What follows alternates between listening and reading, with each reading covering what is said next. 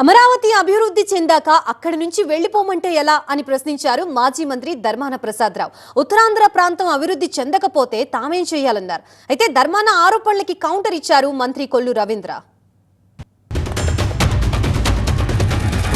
వందల లక్షల కోట్లు వాడేసే డబ్బంతా అక్కడ పెడతారు. అమరావతి అలాగే అభివృద్ధి చెందుతుంది. అంతా చెందిన తర్వాత అమరావతి చుట్టూ మనకేం చెప్తారంటే, మీరు మళ్ళీ అమరావతి వదిలేసి వెళ్ళిపోయింది అని చెప్పి హైదరాబాద్లో గాను కూడా అంటారు. అనరా? ఎప్పుడైనా ఒక ప్రాంతాన్ని మీరు నిర్లక్ష్యం చేస్తే అభివృద్ధి చెందిన ప్రాంతం వాళ్ళు ఏదో ఒకరోజు ఆ మాట అనక తప్పరు. మీరు సమానంగా అభివృద్ధి చేయాలన్నటువంటి సందేశం మనకు హైదరాబాద్ విడిపోయినప్పుడే మనకు అర్థమైంది కదా.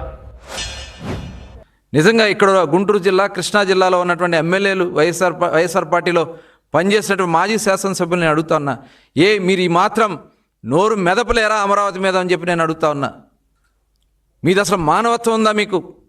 మీరు అసలు మనుషులేనా?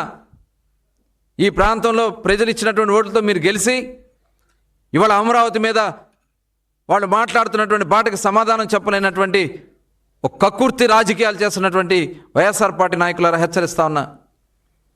పుట్టగతులున్నో మీకు. మన రాజధాని ఎన్నిసార్లు మారింది? మద్రాసు నుంచి ఎక్కడికి వచ్చింది? కర్నూలుకి వచ్చింది. కర్నూలు నుంచి ఎక్కడికి వచ్చింది? హైదరాబాద్కి వచ్చింది. హైదరాబాద్ నుంచి ఎక్కడికి వచ్చింది? అమరావతికి వచ్చింది. మరి అమరావతి నుంచి ఇంకో ప్రాంతానికి వెళ్ళదా? నువ్వు రాజ్యాంగంలో పెట్టేసి ఉంచేస్తావు మమ్మల్ని అందరినీ. అక్కడ ఉంచేస్తావు, ఇక్కడ జైల్లో పెట్టినట్టు మా అందరికి అక్కడ బంధించేస్తావు. ఇదేనా రాజ్యాంగం? ఇదే చెప్పిందా?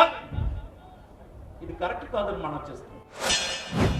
ఉత్తరాంధ్ర నాయకుల్ని అడుగుతా ఉన్నా, ఉత్తరాంధ్రలో మరి అభివృద్ధి మీద మీరు మాట్లాడరు. ఇవాళ అమరావతి 5 సంవత్సరాలు 3 రాజధానుల పేర్లు చెప్పినటువంటి జగన్మోహన్ రెడ్డి 900 కోట్ల రూపాయలతో ప్యాలెస్ కట్టుకున్నాడు తప్ప ఉత్తరాంధ్రకి వివేశవంతమైన ఏమైనా చేశాడా?